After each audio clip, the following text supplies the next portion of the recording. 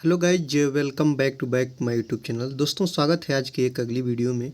अगली वीडियो में हम बात करेंगे यूपी टेट में बनने वाले जो कि इम्पॉर्टेंट क्वेश्चन, जो कि हिंदी ग्रामर से जितने भी क्वेश्चन बनते हैं उन क्वेश्चनों का मुख्य श्रृंखला में एक वीडियो हम देखेंगे। जो वीडियो में आपको 30 क्वेश्चन मिलेंगे। 30 क्वेश्चन तो कहने के लिए 30 क्वेश्चन है। इस वाले वीडियो में आपको लगभग 100 क्वेश्चनों का हम एनालिसिस करेंगे, ठीक ना। तो वीडियो पूरा आप देखिए और वीडियो देखने पर आपको मालूम चलेगा कैसे व्याकरण के क्वेश्चन पूछे जाते हैं, क्या इनका लेवल होता है। और ऐसे इसमें बहुत से ऐसे क्वेश्चन हैं जो कि विगत परीक्षाओं में पूछे भी गए क्वेश्चन हैं। तो पूरी वीडियो देखिए। वीडियो स्टार्ट करने से पहले आपसे एक मेरा रिक्वेस्ट रहेगा कि चैनल पर नए हैं तो चैनल को सब्सक्राइब कर लीजिए, बेल आइकन को प्रेस करिए और वीडियो अच्छी लगे तो इसको लाइक और शेयर करना मत भूलिए। चलिए देखते हैं। बात करेंगे ऋषि ध्वनि किस स्वर के अंतर्गत आती है। जो ऋषि ध्वनि है दोस्तों, वह किस स्वर के अंतर्गत आती है। सबसे पहले हम बात करेंगे वर्ण की। वर्णों की संख्या होती है दोस्तों 52। कितनी होती है दोस्तों? 52 होती है। और वर्ण ये होती क्या है, ठीक ना। ध्वनियों का रूप ही वर्ण होता है, ठीक ना। और वर्णों के समूह को वर्णमाला कहते हैं। जो ये वर्ण 52 है ना, सभी 52 वर्णों को हम कहाँ रखे हैं दोस्तों? वर्णमाला में रखे हैं। कहाँ रखे हैं दोस्तों? वर्णमाला में रखे हैं। सब पॉइंट टू पॉइंट आप देखते जाइए। इसको हम कहाँ रखे हैं? वर्णमाला में रखे हैं। ध्यान दीजिएगा। यही बता दूं आपको, वर्ण को दो बराबर भागों में बांटा जाता है दोस्तों। एक होता है स्वर और एक होता है दोस्तों व्यंजन। क्या होता है दोस्तों? एक होता है आपका व्यंजन। याद रखिएगा, व्यंजनों की संख्या 33 मानी गई है और स्वरों की संख्या मानी गई है आपकी 11। ध्यान दीजिए, यहीं पे एक पॉइंट और बनता है दोस्तों।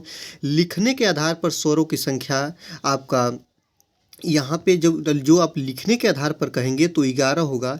और यही कहीं पूछ देता है कि पढ़ने के आधार पर स्वरों की संख्या कितनी होती है, तो 10 होती है। कौन नहीं होता है तो जो ऋषि वाला री होता है, इनको स्वर के अंतर्गत वहाँ पे नहीं। जब हम पढ़ते हैं तो इसको ऐसे री में, ऐसे ऋषि वा री जो कि सृजन, जैसे मान लीजिए मैं सृजन में ऋषि वाला री होगा ना, तो ऋषि वाला री न लिख के इसको ऐसे हम लिख देते हैं, इस र में बदल जाता है, ठीक ना। इस बात को याद रखिएगा, समझिएगा, ठीक। तो दोस्तों, आपको पूछा है कि यहाँ पे ऋषि वाला री ध्वनि किस स्वर के अंतर आता है। आपको पता है कि स्वरों की संख्या कितनी होती है दोस्तों? 11। यहीं पे मैं बता दूं, स्वर को दो बराबर भागों में बांटा जाता है। एक होता है ह्रस्व स्वर और एक होता है दोस्तों दीर्घ स्वर। दीर्घ स्वरों की संख्या होती है दोस्तों 7 और ह्रस्व स्वरों की संख्या होती है दोस्तों 4, ठीक ना। और कौन कौन से ह्रस्व स्वर जो होते हैं, इन्हीं को मूल स्वर बोलते हैं। याद रखिएगा, इन्हीं को क्या बोलते हैं? मूल स्वर बोलते हैं। एक होता है अ, एक होता है छोटी ई और एक होता है छोटा ऊ और ऋषि वाला री। ये बात को याद रखिएगा दोस्तों। तो यही पूछा है कि ऋषि वाला री क्या है, व्यंजन है कि अयोगवाह है कि अंत्येष्ट व्यंजन है। तो दोस्तों क्या हो जाएगा? ऑप्शन आपका ए नंबर सही हो जाएगा। क्या है दोस्तों? स्वर है। आप लोग देख रहे हैं, ठीक। ह्रस्व स्वर की संख्या पूछ देता है कितनी होती है? 4 होती है। कौन कौन होते हैं? यही होते हैं। इनको मूल स्वर भी बोला जाता है दोस्तों। क्या बोला जाता है? मूल स्वर। और दीर्घ स्वरों की संख्या 7 होती है। इस बात को आप लोग याद रखिएगा और इसको समझिएगा। और यहाँ पे एक बात और है कि स्वर कितने प्रकार के होते हैं, तो उस तरह बहुत से जगह आप देखिएगा मूल रूप से ह्रस्व स्वर, दीर्घ स्वर। लेकिन एक और स्वर होता है प्लुप्त स्वर, उसको भी आप मत भूलिएगा। इस बात को आप लोग याद रखिएगा। अगर उसको भूलेंगे तो आपका क्वेश्चन गलत हो जाएगा। तो स्वरों की संख्या कितनी होती है? तो अगर ऑप्शन में 3 और 2 दोनों ऑप्शन दिया है तो आप लोग इसमें 3 को करेक्ट करिएगा। और जब 3 न दे के 2 दिया है तो आप लोग उसको 2 को करेक्ट करिएगा, राइट। आगे देखिएगा। देखिए, ऋषि वाला ऋ स्वर है। स्वरों की संख्या आपका 11 होती है। हर स्वर की संख्या आपका 4 होता है और दीर्घ स्वर की संख्या आपकी 7 होती है। और इस बात को याद रखिएगा। स्वरों की संख्या पूछ देगा कितनी होती है, तो 3 होती है। हर्ष स्वर, दीर्घ स्वर और प्लुप्त स्वर। आगे देखिए, व्यंजनों की संख्या कितनी होती है दोस्तों? 33 होती है। पूछ देगा कि वर्णों की संख्या कितनी होती है दोस्तों? तो 52 होती है। सब पॉइंट याद रखिए। अयोगवा कितने हैं? 2 हैं। कौन कौन? अंग और अ। ध्यान रखिए, अंग और अ, इन दोनों को अयोगवा बोलते हैं। क्या बोलते हैं दोस्तों? अयोगवा बोलते हैं। इस बात को आप लोग ध्यान रखिएगा, ठीक ना। अयोगवा, ठीक ना। इस बात को आप लोग ध्यान दीजिएगा और समझिएगा। अंत्यस्थ व्यंजन कितने होते हैं दोस्तों? 4 होते हैं। कौन कौन होते हैं? य हो गया, र हो गया, ल हो गया और व हो गया। इनको हम लोग क्या बोलते हैं? अंत्यस्थ व्यंजन बोलते हैं। इस पॉइंट को देखिएगा। देखिए, एक ही क्वेश्चन से कितने क्वेश्चन क्लियर हुए हैं, इस पॉइंट को आप लोग समझिएगा। आगे देखिएगा, र व्यंजन क्या कहलाता है? र व्यंजन क्या कहलाता है? तो इसको देखिएगा। सबसे पहले बात करेंगे उत्क्षिप्त व्यंजन किसे कहते हैं, तो इनकी संख्या 2 होती है। ढ और ए से ढक्कन वाले ढ। जब जीभ हमारी लुढ़कती हुई किसी वर्ण को, किसी ध्वनि को बाहर निकाले तो उसको उच्छिप्त व्यंजन बोलते हैं। जैसे पढ़ाई, ठीक ना, जैसे पढ़ाई पूछ देगा कि पढ़ाई एक शब्द है, ऐसे मैं लिख दूं और पूछ दूं कि पढ़ाई एक शब्द है, इसमें कौन सा व्यंजन है, तो ढक्कन वाला ढ है ना, तो इसको उच्छिप्त व्यंजन बोलिएगा दोस्तों। क्या बोलिएगा? उच्छिप्त व्यंजन। आगे पॉइंट में इसी में देखिएगा, पार्श्विक व्यंजन किसे कहते हैं, उष्म व्यंजन किसे कहते हैं, और लुंठित व्यंजन किसे कहते हैं। तो याद रखिए, जो पार्श्विक व्यंजन होता है वह ल को कहते हैं और इनकी संख्या कितनी होती है दोस्तों? एक होती है। उच्छिप्त व्यंजन की संख्या कितनी होती है? दो होती है। और उष्म व्यंजनों की संख्या कितनी होती है? चार होती है। लुंठित व्यंजनों की संख्या कितनी होती है? एक होती है। लुंठित व्यंजन किसे कहेंगे? र को लुंठित व्यंजन कहते हैं और पार्श्विक व्यंजन ल को कहते हैं। तो यही पूछा है कि र व्यंजन क्या कहलाता है दोस्तों? तो लुंठित व्यंजन कहलाता है। इस बात को आप लोग याद रखिएगा। उसमें व्यंजन पूछ देगा किसे कहते हैं, तो ये स हो गया, ए वाला स हो गया और ए स हो गया और हरना वाला ह हो गया। इसी को हम लोग बोलते हैं उष्म व्यंजन। इनकी संख्या होती है दोस्तों चार। ठीक ना, इस बात को याद रखिएगा। आगे देखेंगे, हिंदी वर्णमाला में संयुक्त वर्ण कितने होते हैं? हिंदी वर्णमाला में संयुक्त वर्णों की संख्या दोस्तों होती है चार। ऑप्शन नंबर बी आपका करेक्ट आंसर हो जाएगा। कौन कौन है सबको हम लोग देखेंगे। संयुक्त व्यंजन में यहाँ पर देखिए, यहाँ पे छतरी वाला छय है, याद रखिए, यहाँ पे त्र है और यहाँ पे अज्ञा है दोस्तों, और यहाँ पे आपका श्र है, श्री वाला है। ये बात याद रखिएगा। इन्हीं की संख्या होती है और इसी को बोलते हैं संयुक्त वर्ण। संयुक्त वर्ण का मतलब कि ये दो वर्णों से मिलकर बने होते हैं। कैसे बनते हैं दोस्तों? दो वर्णों से। जैसे मान लीजिए इसका निर्माण एक क और ये स से मिलकर बना है। ये हलंत होता है और हलंत का मतलब होता है दोस्तों आधा। इसलिए देखिएगा, त्र कैसे बना है? आधा तो से मिलकर बना है और रस्सी वाला र से मिलकर बना है। इसी तरह अज्ञा किससे मिलकर बना है दोस्तों? अज्ञा जो मिलकर आपका बना है वह आधा ज से मिलकर बना है और पूरा इया से मिलकर बना है। इस बात को याद रखिएगा। यहाँ पे देखिएगा स्र कैसे बना है, तो आधा ए स से बना है और आधा र से बना है। इसी प्रकार आपके चारों आपके संयुक्त वर्ण हैं और इनका निर्माण ऐसे हुआ है। पूछता है कितने संयुक्त वर्ण है? चार हैं, ये पूछ देता है। और इसमें प्रश्न ऐसा भी बना देता है कि छतरी का निर्माण कैसे हुआ है, तो क स से हुआ है। पूछ देगा त्र का निर्माण कैसे हुआ है दोस्तों, तो और र से हुआ है। आज्ञा का निर्माण कैसे हुआ है? आधा ज और या से हुआ है। और स्र का निर्माण कैसे हुआ है? आधा स और र से मिलकर बना है। इस प्रकार आप लोग इसको देखेंगे। आगे देखेंगे, किसी भाषा के लिखने का ढंग क्या कहलाता है? किसी भी भाषा को लिखने का जो ढंग होता है उसको हम लोग क्या कहते हैं दोस्तों? याद रखिएगा, किसी भी भाषा को लिखने का ढंग जो होता है दोस्तों, आप बहुत अधिक दिनों से पढ़ते हुए आ रहे हैं, इसको दोस्तों लिपि कहते हैं। क्या बोलते हैं? लिपि। जैसे आप लोग मान लीजिए अपनी भाषा हिंदी है, ठीक, हिंदी की लिपि क्या है? ऐसा भी प्रश्न बनता है। तो हिंदी की लिपि दोस्तों क्या है? देवनागरी है। क्या है दोस्तों? देवनागरी। इस बात को आप लोग याद रखिए, हिंदी की लिपि देवनागरी है। और इसको दोस्तों याद रखिएगा, 14 सितंबर 1949 को अपनाया गया है। इस बात को याद रखिएगा। और 14 दिसंबर 1949 को अपनाने के कारण हर वर्ष 14 सितंबर को हिंदी दिवस मनाया जाता है। हिंदी दिवस 14 सितंबर को मनाया जाता है। ये पूछता है कि कब मनाया जाता है, तो हिंदी दिवस आपका 14 सितंबर को मनाया जाता है। इसी तरह बात करें उर्दू की दोस्तों, ये बात याद रखिएगा। उर्दू की बात करें, उर्दू की जो लिपि है वो फारसी है। कौन है दोस्तों? उर्दू की लिपि जो है वो फारसी है।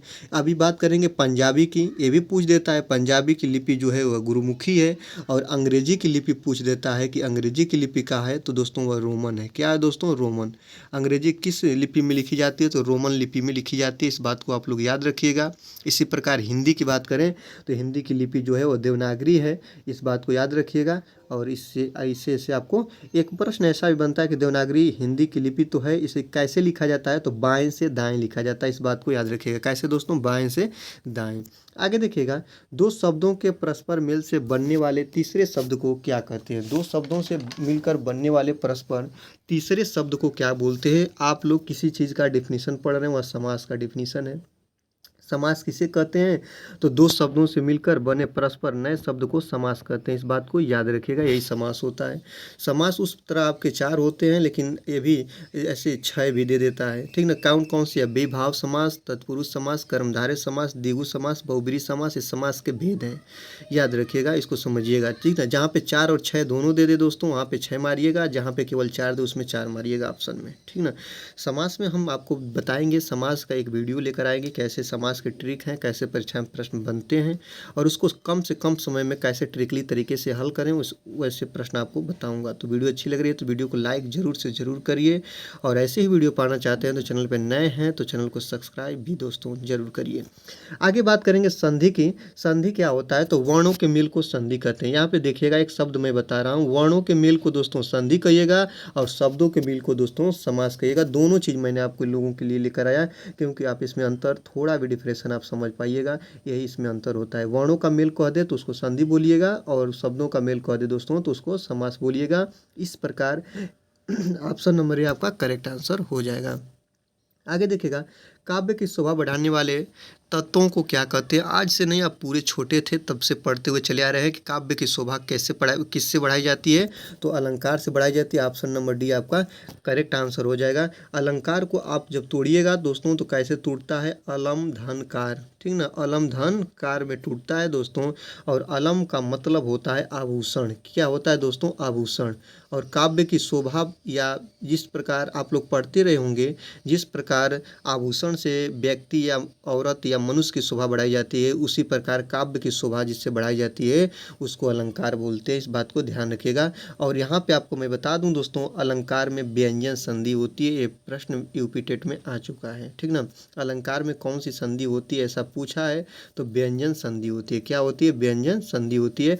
देखिए यहाँ पे भी व्यंजन है और यहाँ पे भी व्यंजन है, इस आधार पर आप कहेंगे कि इसमें कौन सी संधि है दोस्तों, इसमें व्यंजन संधि है। आगे देखिएगा, सफरी सी जल में विहंगिनी सी व्योम में पंक्ति में कौन सा अलंकार है। देखिए अलंकार का एक क्वेश्चन मैंने और एक्सेप्ट किया है कि सफरी सी जल में और विहंगिनी सी व्योम में पंक्ति में कौन सा अलंकार है दोस्तों। अलंकार की बात करिएगा, देखिएगा यहाँ पे उपमा अलंकार होगा। कैसे होगा मैं बता रहा हूँ, जहाँ कहीं भी उपमा की जाए, तुलना की जाए, तुलना शब्द याद रखिएगा दोस्तों, तुलना शब्द जैसे कि सा सी, जैसे सा हो गया, सी हो गया या सम हो गया, ये तुलना शब्द है कि मतलब इसी के समान या इसी के जैसा कहीं भी दोहे या पंक्ति या किसी भी कवितावली में दे दे तो आप समझिएगा कि उसका आंसर उपमा हो जाएगा। इसी प्रकार कैसे कुछ और भी इम्पोर्टेंट अलंकार हैं, जैसे यमक अलंकार कह दे।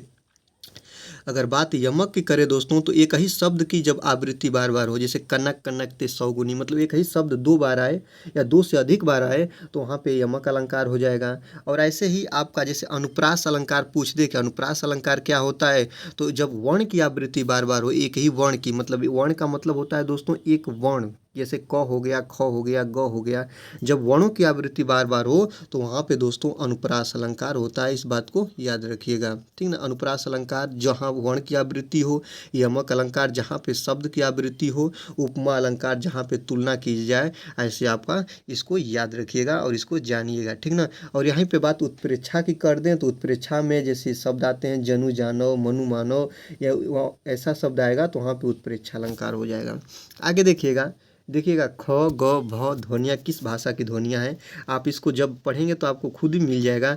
जैसे अरबी गाने जितने हैं दोस्तों वहाँ पे ऐसे शब्दों का प्रयोग किया जाता है जैसे कंठों से इसकी ध्वनि निकलती है, तो ख हो गया, ग हो गया, फ हो गया, ये सब अरबी फारसी भाषाएं की ध्वनियाँ हैं। इस बात को याद रखिएगा और समझिएगा, ठीक ना, इस बात को समझिएगा। आगे देखिए, इनमें से किस चिन्ह का अर्थ आधा रुकना है दोस्तों। यहाँ पे बात किया है विराम चिन्ह की। किस चीज़ की बात किया जा रहा है दोस्तों, विराम चिन्ह की। विराम चिन्हों की संख्या कितनी होती है दोस्तों, 20 होती है। और इनके जनक पूछता है कि विराम चिन्ह के जनक कौन है, तो कामता प्रसाद है। कौन है दोस्तों, कामता प्रसाद। विराम चिन्हों के जन्मदाता कौन है, तो कामता प्रसाद हैं। इस बात को आप लोग ध्यान रखिएगा और समझिएगा। ये भी प्रश्न बनता है कि विराम चिन्ह जो हैं वो कहाँ से लिए गए हैं, तो यह अंग्रेजी शब्द से लिए गए हैं। कहाँ से लिए गए हैं दोस्तों, अंग्रेजी शब्द से लिए गए हैं। बात करेंगे क्वेश्चन की, तो यहाँ पे देखिएगा, यहाँ पे जब कहीं भी ऐसा शब्द आए तो इसको अल्प विराम बोलते हैं। क्या बोलते हैं दोस्तों, अल्प विराम बोलते हैं। जब ऐसा शब्द आए तो इसको क्या बोलते हैं दोस्तों, इसको बोलते हैं अर्ध विराम। क्या बोला जाता है दोस्तों, अर्ध विराम। और जहाँ पे ऐसा शब्द आए इसको पूर्ण विराम। जब कोई भी भाषा पूर्ण हो जाए, कोई बात पूर्ण हो जाए तो वहाँ पे जब ठहराव होता है तो ऐसे चीना खींचते हैं और इसको पूर्ण विराम बोलते हैं। बोलते हैं। और ऐसे शब्द आते हैं दोस्तों तो इसको बोलते हैं विस्मय सूचक शब्द या विस्मय यादी शब्द। इस बात को याद रखिएगा, समझिएगा और समझने का प्रयास करिएगा। इस प्रकार आप लोग देखिए। तो इसका करेक्ट आंसर आपको पता ही है कि आधा रुकना कह दे तो आधा रुकना का मतलब ऑप्शन नंबर ए आपका करेक्ट आंसर हो जाएगा। आगे देखिएगा, वर्तनी की दृष्टि से अशुद्ध शब्द छाटिए। अशुद्ध शब्द आपको छाटना है वर्तनी की दृष्टि से। जो 53 है या आपका देसी शब्द है, ये भी सही है। यहाँ पे देखिएगा अंतैक्षरी, ये भी सही है। छिपकली, ये भी सही है। यह आजमाइश शब्द है, यह अशुद्ध है, ठीक ना। और यही ऑप्शन आपका करेक्ट हो जाएगा। आजमाइश नहीं होता है दोस्तों, इसको बोलते हैं आजमाइश। क्या बोलते हैं दोस्तों? आजमाइश, ठीक ना। इस बात को याद रखिएगा, यही आजमाइश ये जो रहेगा तब सही होगा। यह अशुद्ध है, इसलिए ऑप्शन नंबर बी आपका करेक्ट आंसर हो जाएगा। आगे देखिएगा, संज्ञा के जिस रूप से वस्तु की जाति का बोध हो उसे हम क्या बोलते हैं? तो वस्तु के जब जाति का बोध हो तो उसको आप लोग देखिएगा, ये जो है पॉइंट, यह पॉइंट किसी भी चीज़ का डिफिनीसन है दोस्तों। किसका डिफिनीसन है? लिंग का। लिंग का डिफिनीसन क्या होता है? संज्ञा के जिस रूप से किसी वस्तु के जाति का बोध हो उसे हम लिंग कहते हैं। लिंग की संख्या कितनी होती है? 2 होती है। कितनी होती है दोस्तों? 2 होती है। संधि की संख्या पूछ दे कितनी होती है? 3 होती है। कारक की संख्या पूछ दे कितनी होती है दोस्तों? 8 होती है, ठीक ना। इसमें विभक्ति भी बोलते हैं। और यहाँ पे वचन की संख्या कितनी होती है दोस्तों? 2 होती है। एक वचन, बहुवचन। इसी प्रकार कारक में कर्ता कारक, कर्म कारक, करण कारक, ऐसे कारक होते हैं। लिंग में लिंग 2 प्रकार के होते हैं, स्त्रीलिंग, पुरुष लिंग। संधि 3 प्रकार की होती है, स्वर संधि आपका होती है, व्यंजन संधि होती है। इसी प्रकार आपका स्वर संधि, व्यंजन संधि और एक और संधि होती है। इस बात को आप लोग ध्यान दीजिएगा और एक बात को आप लोग समझिएगा। और समझेंगे तो आपको इसमें एक ही चीज़ मिलेगा कि जो भी चीज़ें हैं या आपके परीक्षा से रिलेटिव चीज़ें हैं। जो जब रिलेटिव चीज़ें हैं तो आपको इससे क्या फ़ायदे हैं, क्या घाटे हैं, आप इसको खुद ही समझ सकते हैं और समझने का प्रयास करेंगे। तो संज्ञा के रूप से जिस रूप से किसी वस्तु के जाति का बोध हो उसको हम लोग लिंग बोलते हैं। इस बात को आप लोग समझिएगा। ऑप्शन नंबर सी आपका करेक्ट आंसर हो जाएगा। लिंगों की संख्या 2 होती है। स्त्रीलिंग शब्द का चयन कीजिए। संविधान, संसद, संगठन और सिंदूर में स्त्रीलिंग कौन है? स्त्रीलिंग, लिंग के भेद होते हैं, पुरुष लिंग और स्त्रीलिंग। तो देखिएगा इसको दो एक ट्रिक मैं बता रहा हूँ, मेरा और मेरी, मेरा और मेरी। और एक और है दोस्तों, अच्छा और अच्छी, ठीक ना। 2 शब्द आप लीजिए और दोनों को इसमें रखिए। संविधान अच्छा है या संविधान मेरा है, ठीक ना। अगर मेरा और अच्छा शब्द बैठ रहा है तो वह पुरुष लिंग हो जाएगा। मेरी और अच्छे शब्द बैठ रहे हैं तो वह आपका स्त्रीलिंग हो जाएगा, ठीक ना। संविधान मेरी है कि संविधान मेरा है, तो इस प्रकार ये पुल्लिंग हो जाएगा, ये पुल्लिंग हो जाएगा। तो ये आपका गलत हो गया। क्यों गलत हो गया? क्योंकि यह स्त्रीलिंग पूछ रहा है। संसद, संसद मेरी है, संसद अच्छी है। और ये बात याद रखिएगा, यह आपका क्या हो जाएगा? यह आपका स्त्रीलिंग हो जाएगा। यही आपका ऑप्शन करेक्ट हो जाएगा, ठीक। संगठन अच्छा है या पुरुष लिंग हो जाएगा। और सिंदूर, सिंदूर अच्छा है या सिंदूर मेरा है, इस बात को आप याद रखिएगा। तो ये भी आपका पुरुष लिंग हो जाएगा। तो संसद अच्छी है तो इसलिए यह स्त्रीलिंग हो जाएगा। इस बात को याद रखिएगा। संसद का निर्माण लोकसभा और इसका निर्माण राज्यसभा और इसका निर्माण आपका प्रेसिडेंट, राष्ट्रपति से हुआ है। ऐसा भी प्रश्न बनता है कि लोकसभा और राज्यसभा दोनों क्या हैं दोस्तों? दोनों आपके स्त्रीलिंग है। क्या है दोस्तों? स्त्रीलिंग है। और यहीं पे बात करेंगे राष्ट्रपति की, तो राष्ट्रपति जो है वह उभयलिंग है। मतलब कहने का मतलब दोस्तों, पुरुष भी राष्ट्रपति बन सकते हैं और स्त्री भी राष्ट्रपति बन सकती है, इसलिए राष्ट्रपति को उभयलिंग में रखा गया है। इस पॉइंट को आप लोग याद रखिएगा। आगे हैं दोस्तों, नेत्र शब्द कैसा है? नेत्र का मतलब, नेत्र और आँख 2 शब्द हैं। नेत्र पूछा है कि नेत्र पुल्लिंग है कि स्त्रीलिंग है। मैं 2 शब्द लिख रहा हूँ दोस्तों, यहाँ पे एक लिख रहा हूँ नेत्र और यहाँ पे लिख रहा हूँ आँख, ठीक ना, आँख। इस दोनों बातों को समझिएगा। तो जो नेत्र है वो पूछ रहा है कि नेत्र क्या है? तो नेत्र आपका स्त्रीलिंग है। क्या है दोस्तों? स्त्रीलिंग है।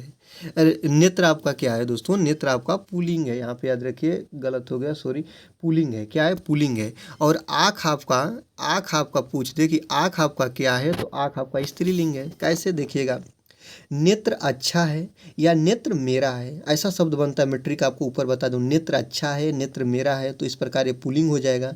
और यही आँख का बात करें कि आँख अच्छी है, ये आँख मेरी है, तो यह आँख आपका क्या हो जाएगा, स्त्रीलिंग हो जाएगा। इस पॉइंट को और इस ट्रिक को याद रखेंगे तो आपको निकालने में थोड़ा भी इधर उधर की डिस्टर्बिंग नहीं होगा।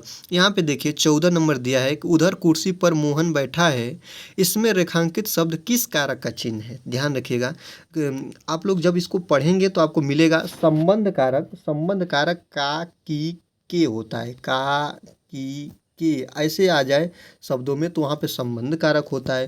कर्म कारक होता है, कर्ता ने कर्म को होता है दोस्तों। अपादान होता है से, अपादान होता है से अलग की स्थिति में, अलग होना अगर कहीं ना आ जाए तो वहाँ पे ऐसा होता है। और अधिकरण होता है में या पर। क्या होता है दोस्तों, इसका जो ट्रिक होता है में या पर।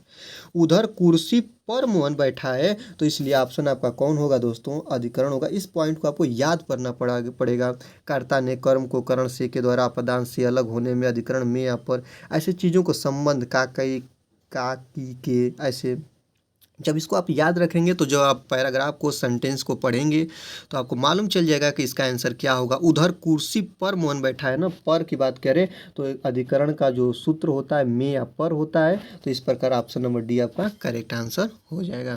आगे देखिएगा, राधिका ने डंडे की सहायता से अमरूद तोड़े, इस वाक्य में रेखांकित शब्द में कौन सा कारक है। राधिका ने अमरूद को डंडे की सहायता से तोड़ रहा है, तो ध्यान दीजिए, कर्ता का आपको उसी तरह बता रहा हूँ, कर्ता का ने होता है, ठीक ना। कर्ता ने, कर्म का होता है दोस्तों को होता है। और यहाँ पे रखिएगा, याद रखिएगा, करण का होता है से, साधन के लिए अगर कहीं कह दे, जैसे ध्यान दीजिएगा साधन की बात करें तो वहाँ पे से होता है। अलगाव की स्थिति बात करें तो उसका अलग होता है, इस बात को याद रखिएगा। अपादान का बात करें तो अपादान का जो होता है दोस्तों वो भी अपादान का से ही होता है, लेकिन इसका यहाँ पे अलगाव हो, जहाँ पे किसी वस्तु से किसी वस्तु का अलगाव हो तो वहाँ पे अपादान कारक, और किसी साधन से साधन हो जाएगा, इसलिए यहाँ पे करण कारक हो जाएगा। आगे देखिएगा, इनमें से कौन सा संधि विच्छेद गलत है दोस्तों, कौन सा संधि विच्छेद है कि जो गलत है। तो जब इसको आप लोग देखिएगा, यहाँ पे संस्कृत का संधि विच्छेद होता है समधन कृत, ये तो बात सही है। यहाँ पे देखिएगा तद्धित का होता है जो संधि विच्छेद, तत् धन धित नहीं होता है दोस्तों, हित होता है, यहाँ पे ध्यान दीजिएगा। और नीरस का नि धन रस होता है, यहाँ पे विसर्ग संधि, ये भी आपका सही है। अनेक का अन धन इक होता है, ये भी आपका सही है। तो ऑप्शन नंबर बी आपका करेक्ट हो जाएगा। तद्धित का जो संधि विशेष होता है वो होता है तत् धन हित। ऑप्शन नंबर बी आपका जो गलत है, तो गलत होने के कारण यही आपका सही होगा। पूछा है कि कौन गलत है, इसका जो सही होगा वो धित नहीं हित होगा, इस बात को याद रखिएगा दोस्तों। आगे देखिएगा, हम कल दिल्ली जाएंगे वाक्य में उद्देश्य है। हम कल दिल्ली जाएंगे वाक्य में उद्देश्य है। वाक्य में उद्देश्य यहाँ पे देखिएगा, यहाँ पे वाक्य के दो अंग होते हैं। कौन, कितने अंग होते हैं दोस्तों वाक्य के, यहाँ पे मैं आपको बता रहा हूँ, वाक्य के दो अंग होते हैं। एक होता है आपका, यहाँ पे जब उद्देश्य की बात करेंगे तो ये इसके अंग कितने होते हैं, दो होते हैं। एक होता है विधेय, एक होता है क्या होता है विधेय, और एक होता है दोस्तों उद्देश्य। एक का होता है उद्देश्य होता है, उद्देश्य होता है। तो ध्यान दीजिए, हम कल दिल्ली जाएंगे वाक्य में क्या उद्देश्य है, तो अगर ध्यान रखिएगा, जिसके द्वारा जाया जाता है उसको उद्देश्य बोलते हैं, उसको क्या बोलते हैं, उद्देश्य बोलते हैं। इस बात को ट्रिकली याद रखिए कि जिसके द्वारा जाया जाता है कहीं, उसे उद्देश्य बोलते हैं। और ऑप्शन नंबर सी में दिया है कौन जाया जा रहा है, हम जा रहे हैं। ऑप्शन नंबर सी आपका करेक्ट आंसर हो जाएगा, ठीक ना। इस बात को याद रखिएगा।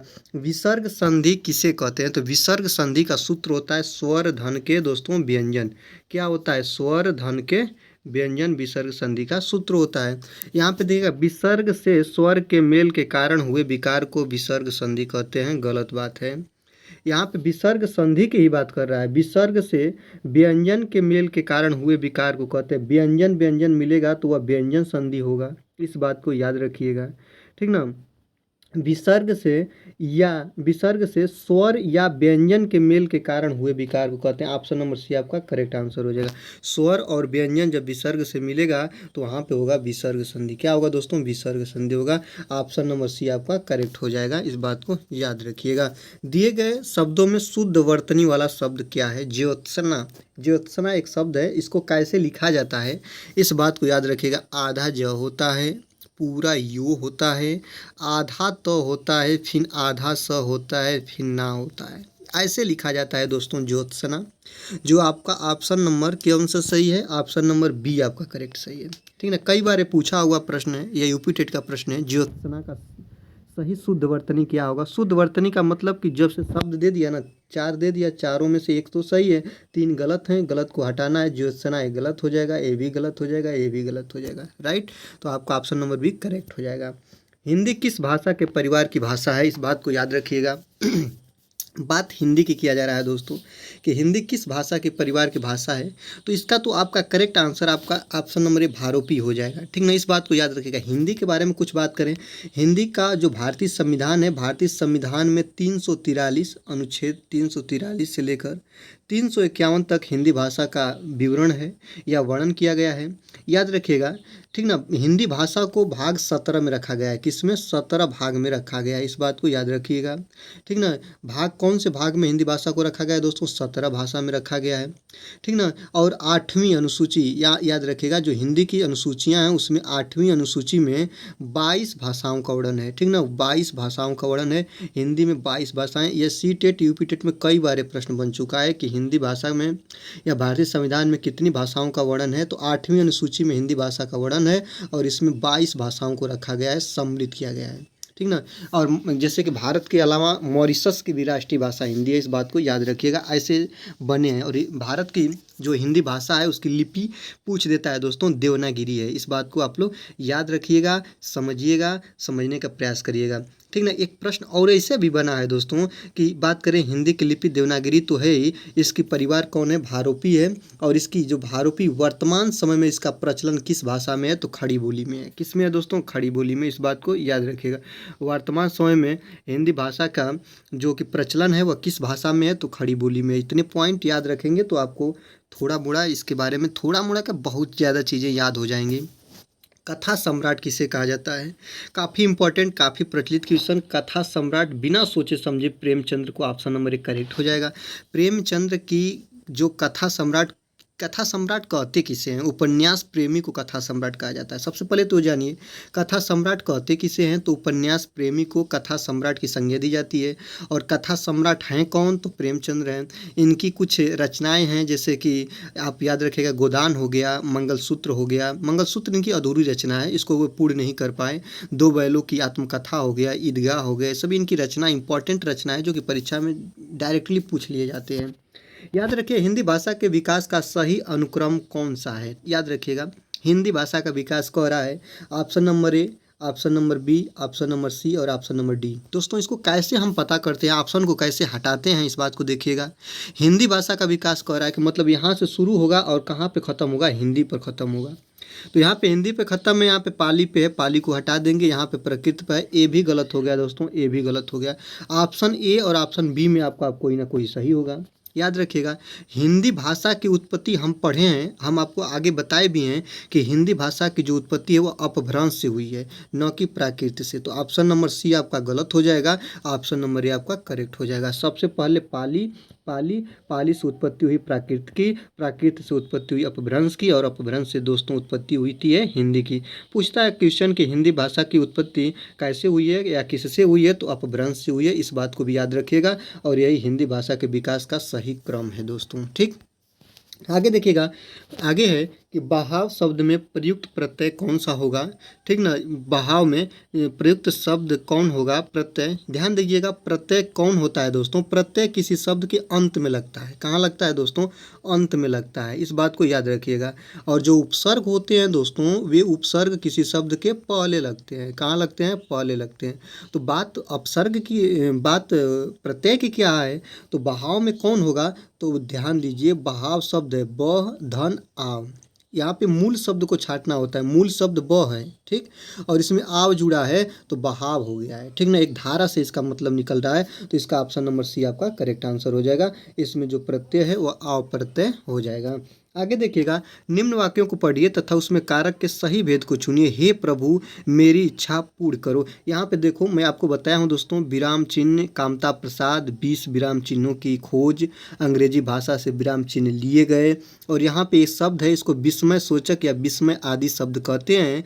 और इस बात को आप लोग याद रखिएगा, मैं आपको पहले भी इस बात को बता चुका हूँ, कई बार इस चीज़ को मैं आपको बता रहा हूँ कि इसका जो होता है वह संबोधन कारक होता है। कौन होता है दोस्तों? इसका जो चिन्ह होता है वह संबोधन कारक होता है। इस बात को याद रखिएगा। Option number C correct answer हो जाएगा। आगे देखिएगा, हिंदी में शब्दों का लिंग निर्धारण किसके आधार पर होता है? लिंग जो होता है दोस्तों, इसके दो भेद होते हैं, एक होता है स्त्रीलिंग और एक होता है पुरुष लिंग। किसके आधार पर होता है? तो संज्ञा के आधार पर। किसके आधार पर दोस्तों? संज्ञा के आधार पर। ऑप्शन नंबर ये आपका करेक्ट हो जाएगा। संज्ञा कितनी प्रकार की? 5 प्रकार की। व्यक्तिवाचक, जातिवाचक, द्रववाचक, समूहवाचक, ये सभी संज्ञा के प्रकार हैं। और इनके प्रकार कितने होते हैं? 5 प्रकार की संज्ञा होती हैं। इस बात को याद रखिएगा। संज्ञा के आधार पर ही हम पता लगाते हैं कि वह व्यक्ति स्त्री है या वो व्यक्ति पुरुष है। ठीक ना, इस बात को याद रखिएगा। ट्रिक भी बताया हूँ, मेरा मेरी, अच्छा अच्छी डालिए। देखिए कहीं भी पूछ दे कि कौन इसमें लिंग है, स्त्रीलिंग है कि पुरुष लिंग है, कोई भी शब्द दे दे, उस शब्द को एक वाक्य, एक सेंटेंस बनाने का कोशिश करिएगा। जब सेंटेंस आप बनाएंगे दोस्तों तो आपको मालूम चल जाएगा कि वह स्त्रीलिंग में बैठ रहा है सेंटेंस की पुरुष लिंग में बैठ रहा है। इस प्रकार पर आप 90% क्वेश्चन का पता लगा सकते हैं कि वह संज्ञा क्या है, स्त्रीलिंग है कि पुरुष लिंग है। तो संज्ञा लिंग का निर्धारण संज्ञा के आधार पर होता है। ऑप्शन नंबर 1 करेक्ट आंसर हो जाएगा। आगे देखिएगा कि व्युत्पत्ति के आधार पर संज्ञा के कितने भेद होते हैं? तो व्युत्पत्ति के आधार पर संज्ञा के 3 भेद होते हैं। ऑप्शन नंबर 3 आपका करेक्ट आंसर हो जाएगा। और यही पूछ देगा दोस्तों, अर्थ के आधार पर कितने होते हैं? तो अर्थ के आधार पर इसके भेद होते हैं 5 होते हैं। कितने होते हैं भेद दोस्तों? 5 होते हैं। इस बात को याद रखिएगा, ये पूछे हुए क्वेश्चन है।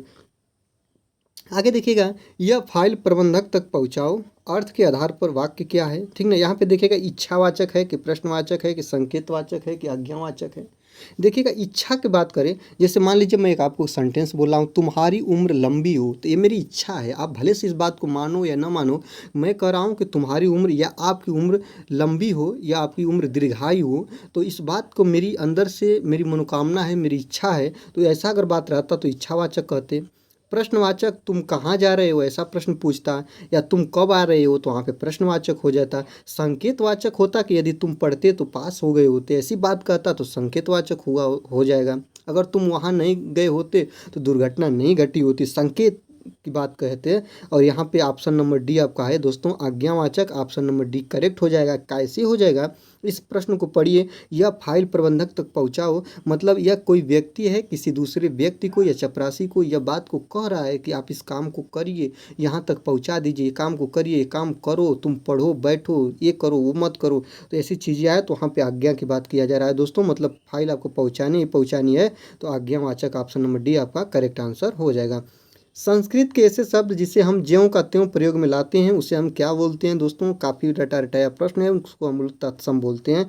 इस बात को याद रखिएगा। संस्कृत को जब आप तोड़ते हैं तो संस्कृत का संधि विच्छेद होता है समधन कृत। क्या होता है दोस्तों? समधन कृत। सम मतलब समान और कृत मतलब उसका अर्थ देने वाला। ठीक ना, तो संस्कृत के ऐसे शब्द जिसे हम ज्यों का त्यों प्रयोग कर लें उसको हम लोग बोलते हैं तत्सम। इस बात को याद रखिएगा। ऑप्शन नंबर ये आपका करेक्ट आंसर हो जाएगा। तद्भव होते हैं जिनको बदलाव करके हम उसका यूज करते हैं, उसको तद्भव बोलते हैं। देशज जो कि क्षेत्रीय भाषा से लिए गए शब्द होते हैं, जिसकी उत्पत्ति का पता न हो उसे हम देशज शब्द बोलते हैं। और विदेशज जो विदेशों से लिए गए हैं या विदेशी अरब आदि कंट्रीज से लिए गए हैं उसे हम विदेशज शब्द कहते हैं। जैसे कि रेलगाड़ी हो गया, प्लेटफार्म हो गया, सभी विदेशी शब्द हैं। इस बात को याद रखिएगा, समझिएगा। आगे देखते हैं, जिस शब्द के कई सार्थक खंड हो सके उन्हें हम क्या कहते हैं? याद रखिएगा, मैं आपको बता रहा हूँ शब्द के बारे में। शब्द की उत्पत्ति के आधार पर शब्द के कितने भेद होते हैं दोस्तों? ये भी प्रश्न बनता है। 3 होते हैं। कौन कौन होते हैं दोस्तों? याद रखिएगा। रूढ़ होता है, रूढ़ शब्द होते हैं, यौगिक शब्द होते हैं और दोस्तों योग रूढ़ होते हैं। कौन होते हैं? योग रूढ़ होते हैं। इस बात को याद रखिएगा। जो रूढ़ होते हैं इनको तोड़ा नहीं जाता है, ठीक ना, इनको तोड़ा नहीं जाता। जिस शब्द के कोई सार्थक खंड हो सके उन्हें क्या कहते हैं? तो जिसका कोई सार्थक खंड ना हो उसे रूढ़ कहते हैं, जिसका हो सके उसको क्या कहते हैं? यौगिक कहते हैं। ऑप्शन नंबर बी आपका करेक्ट आंसर हो जाएगा। आगे देखते हैं, ऐसे शब्द जो दो या दो से अधिक भाषाओं के मेल से बने हों उन्हें हम क्या कहते हैं? उन्हें हम लोग बोलते हैं संकर शब्द। ऑप्शन नंबर डी आपका करेक्ट आंसर हो गया। दोस्तों, यह 30 क्वेश्चन की लंबी श्रृंखला आपको वीडियो कैसी लगी, कितने क्वेश्चन आपको आ रहे हैं, कमेंट बॉक्स में जरूर बताइएगा। और वीडियो अच्छी लगी तो वीडियो को लाइक करें, चैनल पर नए हैं चैनल को सब्सक्राइब करके बेल आइकन को प्रेस करें। ऐसे ही आपको लंबी video, marathon video, practice video चाह रही है तो हमारे चैनल के साथ जुड़ जाइए। धन्यवाद, टाटा, बाय बाय।